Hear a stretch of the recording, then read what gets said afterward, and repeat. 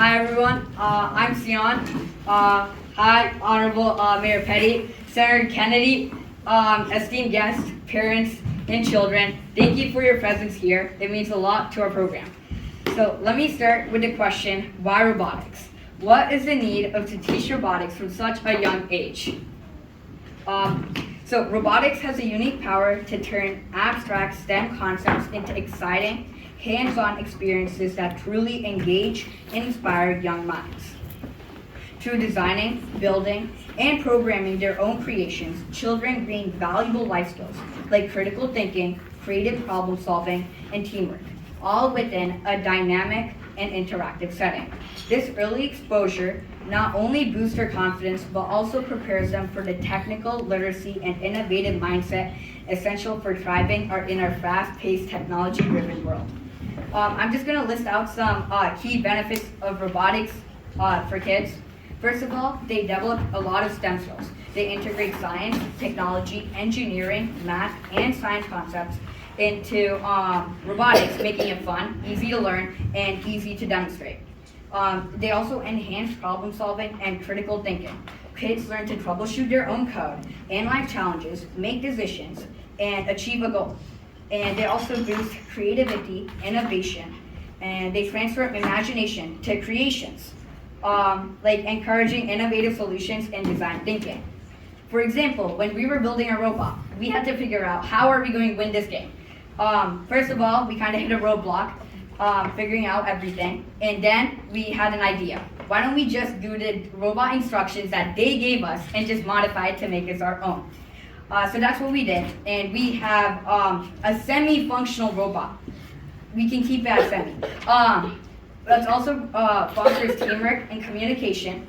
Robotics projects almost always include collaboration, which teaches kids to share ideas, listen, and work together effectively. My partners and I communicated effectively, and that's how we got to get this robot moving really quickly in the last 3 weeks.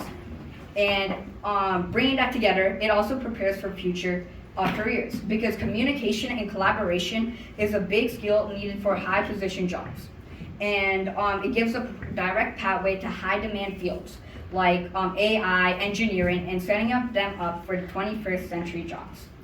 It also builds confidence and engagement. Seeing a physical robot respond to their code creates excitement and accomplishment and a belief in their own progress.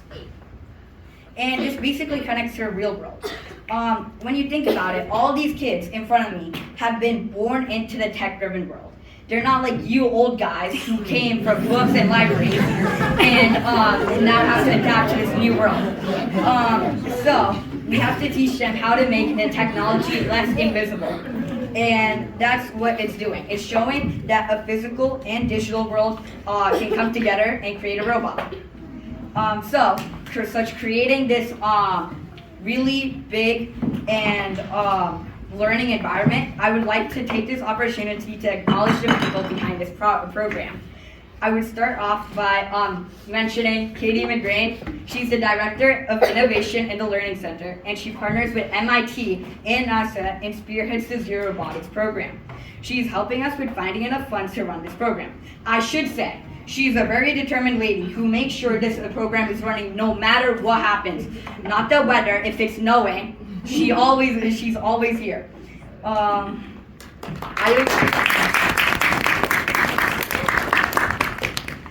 IOC also supports programs like the Creative Minds Out of School program since 2014 and offers hands-on professional development for educators, and who have also engaged more than 23,000 students. She also has a lot of years of experience in working with children, and a lot of after-school and summer programs have also been taken care of under her center. And I thank you, Kate, and I wish you get to have an opportunity to support more students like me and everyone here today.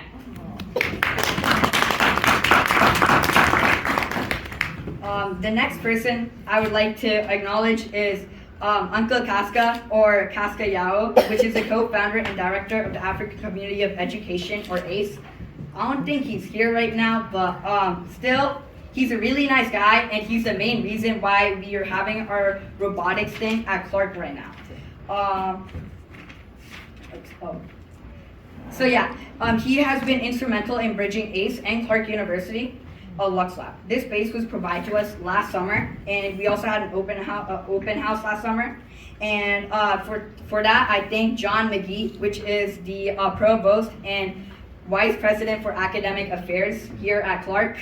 I don't think he's here either. But Clark collects his user equipment and their students and Mr. Rayon. You here? Oh, it teaches us how to use the equipment. That's me. And you can guess the two most important people who's in this program. Kuda and Sam. These people literally run the show, managing classes, managing us crazy kids, and taking us to competitions and mentoring us all. Kids, you can't deny we're all crazy. Take that. And now let me introduce you to the invisible hands behind this program, the sponsors. They are the backbone of programs like these. Their support is crucial for the successful working of this program. It's like a mutually beneficial relationship, like a win-win, and these sponsors help make things possible, inclusive, credible, and higher quality. So they give us money, we empower the future generation. Scholarships help ensure that students from all financial backgrounds can join. No one is excluded due to cost. And more students gain hands-on experience in engineering, coding, and problem solving. I would like to thank all the sponsors who are present here today, like Echo Leahy, right there.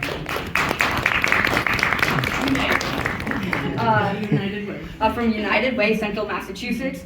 With 90 years of local impact in Central Massachusetts, United Way work with and for communities to build economic prosperity and enable everyone across races, ethnicities to share in the knowledge, wealth, and resources available.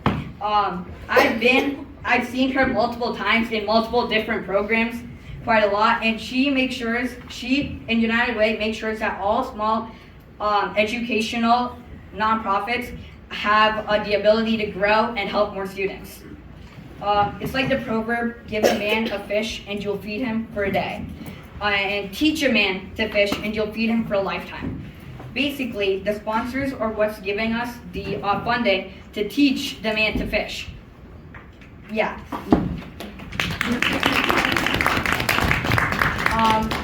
And our future goal is to compete in more competitions, win some competitions, look at daily life challenges and real life problems and come up with projects to solve them, and collaborate with other cities. Like last year, we and a group from South Africa, Worcester, South Africa, talked to Mayor Petty about creating this collaboration bridge across Worcester, Massachusetts and Worcester, South Africa. And we will have professors from Clark and WPI providing us with classes to help us improve our knowledge and robotic skills. I don't want this to keep going on and get boring, so I'll just share my experience and I'll shut up. So my experience, I joined Zero Robotics over 3 years ago. When I first entered, it was a new environment for me. I've coded before, but I've never met these people and these are strangers. So I talked to them and I learned how I could learn skills from them and how they could teach me skills. And I met a really influential person in my first year named Elijah. He's now in college and he had to leave me. But when I knew him, he was basically my mentor and he taught me a lot about coding, a lot about Zero Robotics, and a lot about robotics. So now he left me to go to college. I still text him though. So yeah, and then I decided to take leadership this year after coming to Clark, because I've done Zero Robotics for a couple of years, and now I think it's time that I can stand up and show what I know and learn new stuff. So I helped create the code, and we ended up getting second place in the national robotics tournament. Zero Robotics tournament, also helped by Miss Katie, which also happened on Police Station. And yeah, now we're here. Now I'm here building cool robots which are made out of metal and screws and presenting them to you right now. So thank you for listening to me, and I would like to introduce Kate. Thank you. Well, Nice job. All right. You know what I'm going to do now with my welcome speech? That was the best speech ever. Thank you very much. Appreciate